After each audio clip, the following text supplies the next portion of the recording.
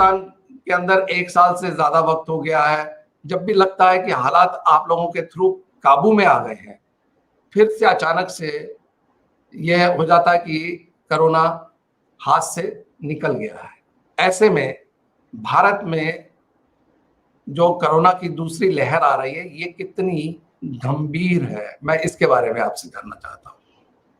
देखिए, जब भी नंबर ऑफ केसेस आए और रैपिडली आए तो उसे हम बोलते हैं म्यूटेशन हो गया। बिना म्यूटेशन के आपको केसेस नहीं बढ़ेंगे।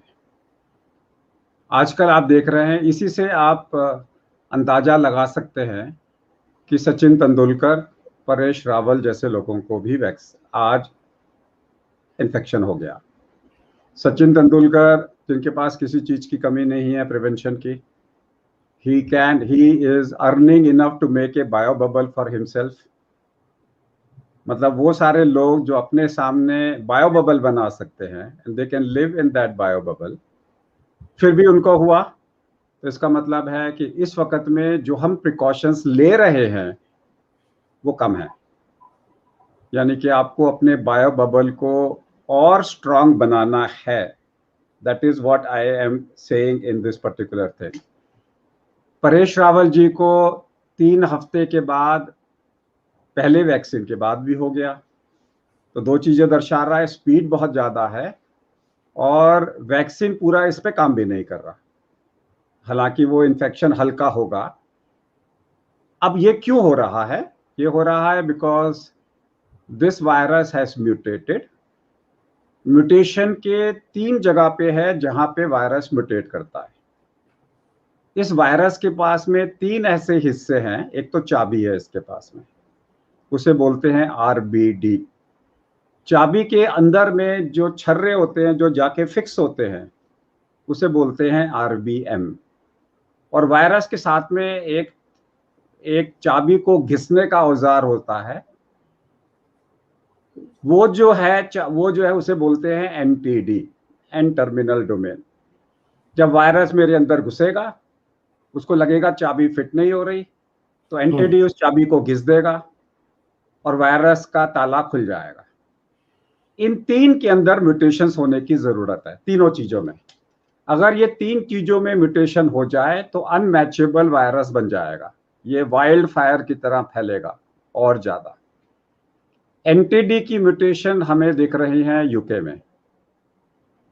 यूके वाले में NTD की म्यूटेशन है, यानी के पास में उसको घिसने वाली तो चीज है उसके पास में, लेकिन उसके पास में RBM वाली म्यूटेशन नहीं है जी। साउथ अफ्रीका वालों के पास 2 RBM की म्यूटेशन है, ब्राजील के पास 2 RBM की म्यूटेशन है और इंडिया वालों के पास 2 RBM की म्यूटेशन है, लेकिन NTD वाली म्यूटेशन नहीं है। जब तक ये म्यूटेशंस आपस में नहीं मिल जाती तब तक ये बीमारी इसी ढंग से फैलती रहेगी। सो इंडिया में जो म्यूटेशन है वो 2 म्यूटेशंस RBM में आई हैं। तेजाई से केसेस बढ़ेंगे, मोर्टेलिटी आधी है। ब्राजील में मोर्टेलिटी भी ज्यादा है, केसेस भी बढ़ रहे हैं। तो इंडिया के अंदर में केसेस बढ़ रहे हैं तेजाई से, लेकिन मोर्टेलिटी नहीं बढ़ रही। सो ये कंपैरिजन है ब्राजील का और इंडिया का। लेकिन इंडिया का जो वायरस है वो होममेड है, मेड इन इंडिया वायरस है। अब मेड इन इंडिया वायरस कैसे बनता है, क्यों बनता है? अब देखिए, अगर हम स्लो वैक्सीनेशन करेंगे तो म्यूटेशंस और बढ़ेंगे। अगर हम वैक्सीनेशन में बहुत टाइम लगा देंगे, और इस वक्त में जो सरकार की पॉलिसी है कि 8 हफ्ते किया है, उसमें भी सरकार को दोबारा सोचना चाहिए, साइंटिफिक डिबेट होनी चाहिए। क्योंकि इस वक्त में तो हम चाहते हैं मैक्सिमम लोगों को वैक्सीन लग जाए। अगर सिंगल वैक्सीन हो, nothing like it, Johnson and Johnson वाला, तो इस वक्त में तो हमें मैक्सिमम लोगों को, अगर किसकी स्पीड ज्यादा है वो मैटर करेगी। अगर हमारी स्पीड वायरस की ज्यादा है और वैक्सीन की कम है, इस वक्त में 60,000 की स्पीड से वायरस चल रहा है, लेकिन वैक्सीन की स्पीड बहुत ज्यादा है, तो वैक्सीन की स्पीड ज्यादा है तो शायद हम वैक्सीन को कंट्रोल कर सकें। लेकिन अगर ये वायरस तेजाई से बढ़ना चालू हो गया, 1 लाख 2 लाख पर डे में पहुंच जाए, तो फिर म्यूटेशंस और होने की संभावना ज्यादा होती है। सो हमने वैक्सीनेट भी करना है और म्यूटेशन को भी रोकना है।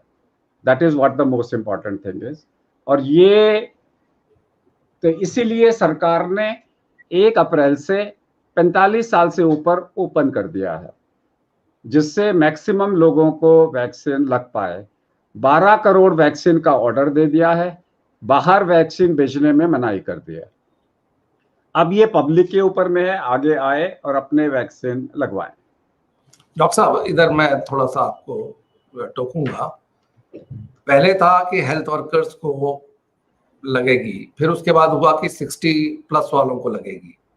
ये 45 वाला जो है, जो मेरे को अंदर की खबर है या इसके बैकग्राउंड की खबर है, ये कोई PIL के थ्रू हुआ है क्या? आप उसकी जानकारी मुझे देंगे, क्योंकि उसमें कहीं ना कहीं आप भी इन्वॉल्व थे। PIL तो नहीं हुआ। हाँ।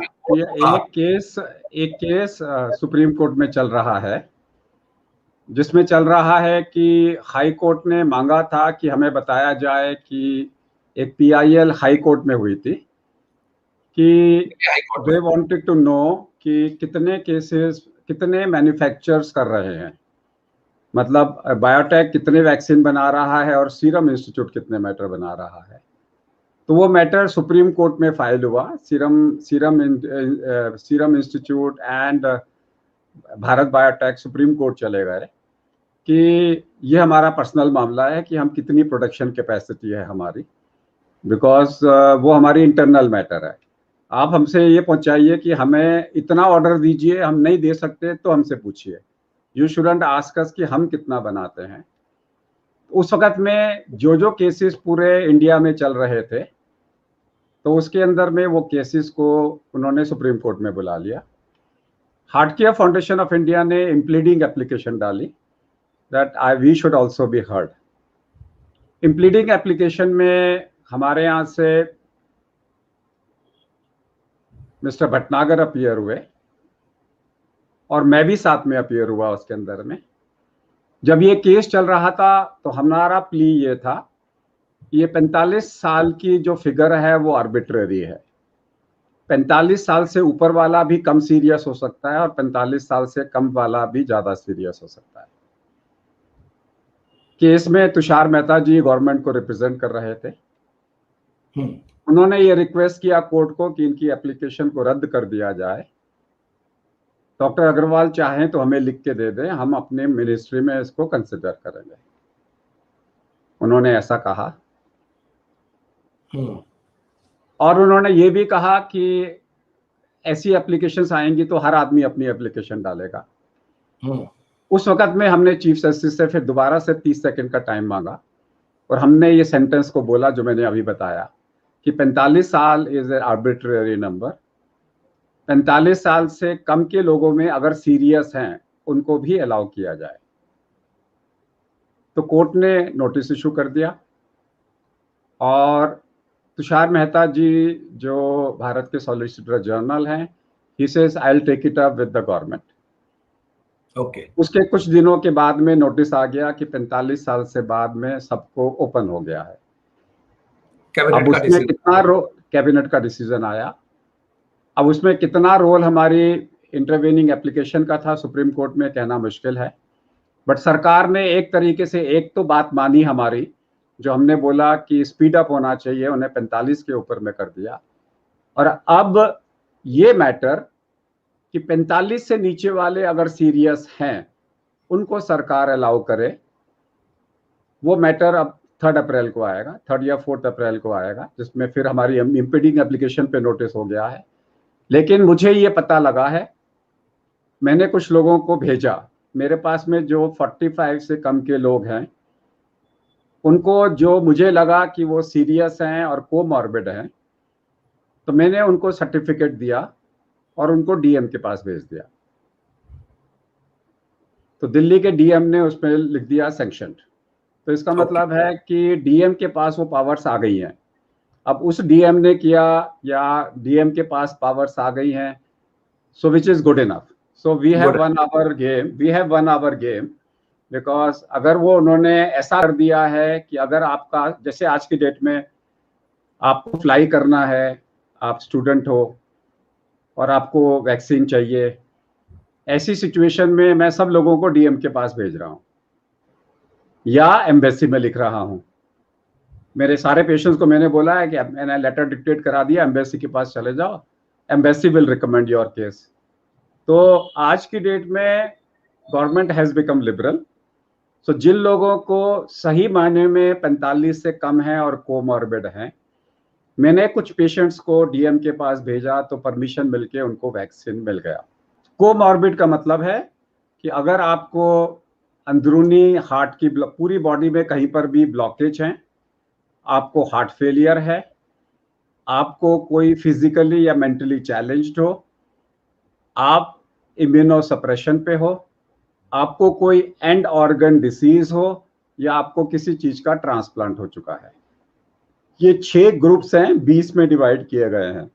ओके। यानी कि आपको कहीं पर भी हार्ट फेलियर है, आपको कोई भी प्रकार का हार्ट फेलियर है, आपके हार्ट के अंदरूनी ब्लॉकेजेस हैं, इन दोनों में सबसे ज्यादा कोविड होने पे मरने की संभावना ज्यादा होती है।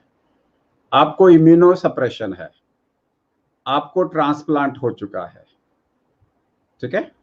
इसके अलावा अगर आप फिजिकली या मेंटली चैलेंज्ड हो, तो जो भी चाहिए, तो यही लोग हैं जिनको खतरा होता है और उनको वैक्सीन मिलेगा।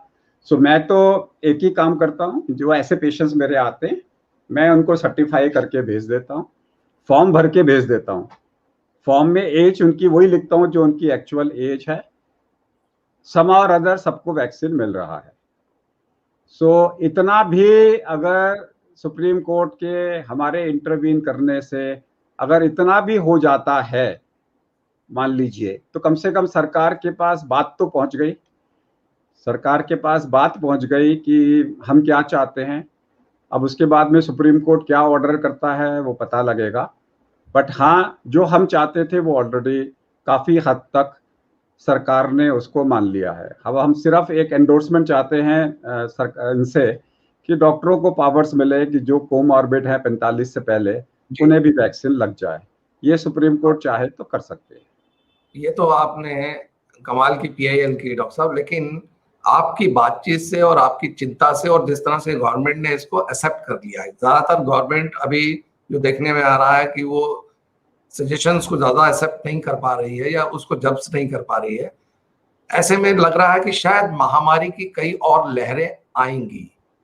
क्या मैं जो सोच रहा हूँ वो ठीक है, या ये लहर आने के बाद में सब सेटल डाउन हो जाएगा? सिर्फ दिल्ली में चौथी लहर है, बहुत सारी कंट्रीज में 4-4 लहरें आई हैं, तो भारत में दूसरी के बाद तीसरी लहर भी आ सकती है। अगर वैक्सीनेशन 100% पॉपुलेशन को नहीं हुआ तो लहरें तो छोटी छोटी लहरें तो आती रहेंगी, बट अभी की जो लहर है वो बड़ी लहर है। मुझे इस लहर की चिंता है, जो ये केसेस कितना लंबा पहुंचेंगे। 1 लाख तो 20 अप्रैल से पहले पहले ये क्रॉस कर लेगा, पहली लहर को ये 20 अप्रैल तक क्रॉस कर लेगा। लेकिन याद रखिए, एक चीज का ध्यान रखिए, वो पैनिक नहीं है जो सितंबर में था, जो अगस्त सितंबर में पैनिक था वो नहीं है, वो डर नहीं है, वो पैनिक नहीं है, क्योंकि मोर्टेलिटी कम है। अगर मोर्टेलिटी ज्यादा होती तो पैनिक होता सब जगह पे। अभी क्या है, सब बहुत ज्यादा नहीं है इसके अंदर इस समय। एक तो लोगों को ट्रीटमेंट पता लग गया, सब लोगों को पता लग गया कि जल्दी ट्रीटमेंट करेंगे तो बच जाएंगे। सब लोगों को ट्रीटमेंट का आइडिया हो गया, जल्दी ट्रीटमेंट हो रहा है, और वायरस भी थोड़ा सा फिसड्डी है, मोर्टेलिटी कम कर रहा है भारत के अंदर में।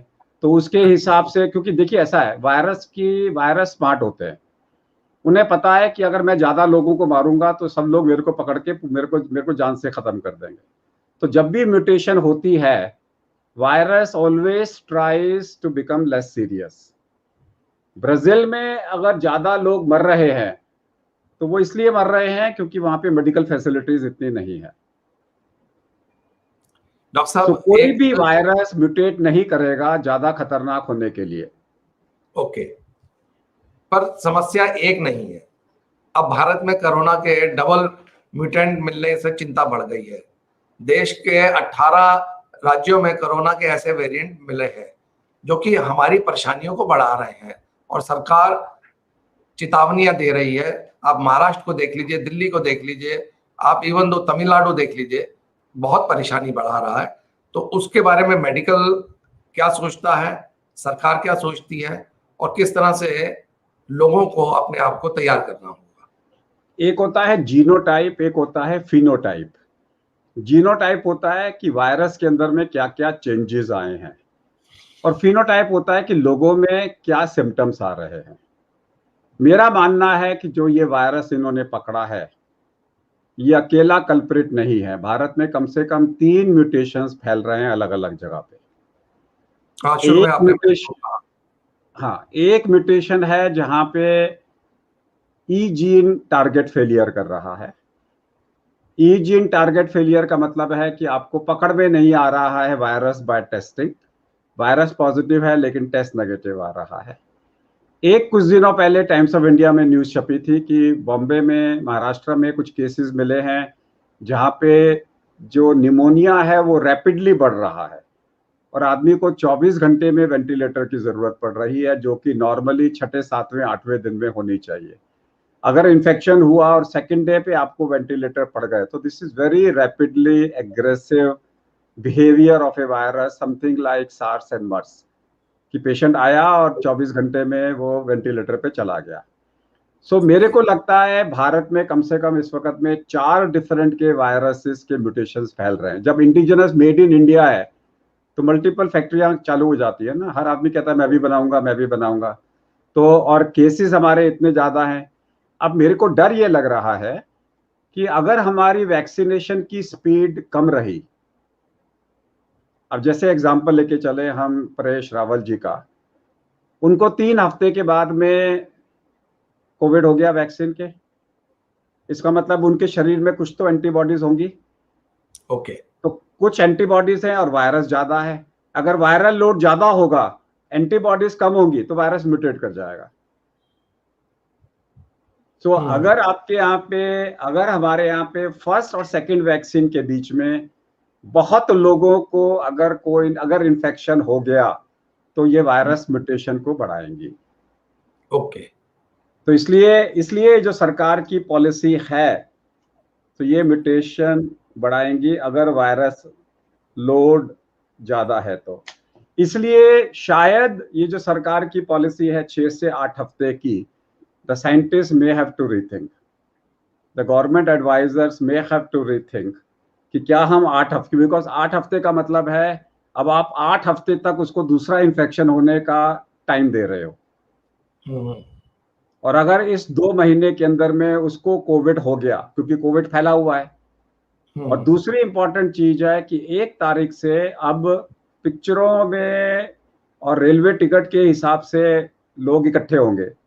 जैसे वो खुलती थी ना, खिड़की खुली और लोग धक्का मुक्की करेंगे कि मुझे पिक्चर का टिकट चाहिए या रेल का टिकट चाहिए। तो वो जो जमाना हम देखा करते थे 20 साल पहले, जब लोगों की विंडो पे खड़े होते थे टिकट के लिए और लोगों को धक्का मुक्की कर रहे हैं, अगर ये धक्का मुक्की वायरस वैक्सीन के लिए हो गई तो मुश्किल होगी। तो मेरे ख्याल से इनको बोलना चाहिए कि ज्यादा से ज्यादा लोग प्री रजिस्टर करें अपने आप को। इन्होंने अभी आज जो इन्होंने किया है दिल्ली वालों ने, इन्होंने कहा है 6 घंटे हमने एक विंडो खोल दी है फॉर अनरजिस्टर्ड। ओके। उन्होंने लेकिन अगर वो गवर्नमेंट हॉस्पिटल में अगर 12 घंटे में से 6 घंटे अनरजिस्टर्ड, 6 घंटे रजिस्टर्ड, तो मेरे ख्याल से अनरजिस्टर्ड की विंडो थोड़ी कम करनी चाहिए थी, ताकि ज्यादा से ज्यादा लोग आके रजिस्टर करा के चले जाएं। नहीं तो आइए, आप अपना रजिस्टर कराइए और फिर कल आके टाइम लेके चले जाइए, सेम डे मत लगवाएं, नहीं तो बिल्कुल वही हाल होगा। ये 6 घंटे, मेरा एक्सपेक्टेशन यही है कि वो हाल ना हो जाए कि खिड़की पे 100 लोग खड़े हैं और टिकट 10 पड़े हैं अंदर। अब लोगों का डर कम हो गया है, वो अपने बिजनेस को रीस्टार्ट करना चाहते हैं। उसके लिए वो इंटर स्टेट भी जाएंगे, इंटर सिटीज भी जाएंगे और इंटरनेशनली ट्रेवल करने की अब वो अपनी योजनाएं बना रहे हैं। ऐसे में एक नया जो बात चर्चा में आ रही है, क्या वैक्सीन पासपोर्ट भी अब जारी होगा, जो कि आपको वीजा को मानने के लिए उसका होना एक जरूरी होगा। लेकिन अगर आप किसी कंट्री में जा रहे हो तो आपको उस कंट्री के एम्बेसी से फोन करके पूछना चाहिए कि कोई आपकी स्पेशल रिक्वायरमेंट तो नहीं है। जैसे सुना है चाइना वालों ने कहा है कि आपको मेरा वैक्सीन लेना होगा, किसी ने कहा है कि यूरोप कह रहा है कि आपको ऑक्सफोर्ड वैक्सीन ही लेना होगा। जैसे आज मेरे पास एक पेशेंट था, उसका फोन आया कि मुझे वैक्सीन लगाना है। मैंने कहा कोवैक्सीन लगाओ। बोले नहीं, हमें तो कोविशील्ड ही चाहिए क्योंकि हमें यूके जाना है, हमें यूके वाले अलाउ नहीं करेंगे। सो आपको accordingly to the country also you may require a particular type of a vaccine, particular type of a vaccine. अब मेरे पास में 2-3 लोगों का फोन आया कि चाइना के अंदर में हमें चाइना का ही वैक्सीन चाहिए। तो हमने कहा है चाइना एम्बेसी को लिखो, तो चाइना एम्बेसी ने उनको अवेलेबल करा दिया चाइना का वैक्सीन। इनका लगा के चले जाओ। सो ये तो लोगों के मन में आएगा ना। सो अगर आपने कहीं बाहर जाना है, मान लीजिए आपने कहीं बाहर जाना है, then you have to require a vaccine which is internationally acceptable. ठीक है ना। अब जैसे कोवैक्सीन है, कोवैक्सीन अभी तक तो भारत में भी रिकॉग्नाइज नहीं था, अब हो गया है। Now Covaxin will have to get some international presence, कि अगर वो 7-8 कंट्रीज यहाँ से कर लेती हैं तो इंटरनेशनली एक्सेप्टेड हो जाएगा। आज के डेट में तो Covaxin is not internationally accepted. मैं डॉक्टर साहब कह रहा था, ये तो टेलर मेड बातें हो गई कि हर कंट्री को अपने स्टाइल से चाहिए कोई, क्योंकि हम डिजिटल लाइफ जी रहे हैं, तो डिजिटल लाइफ के अंदर अगर कोई ऐसा सॉफ्टवेयर ये सारी कंट्रीज मिलके या हमारी कंट्री लीड लेते हुए कोई करे, ये सुनील जी, यूरोप ने ग्रीन डिजिटल कोविड पासपोर्ट की बात करी है। They have already passed it in their parliament.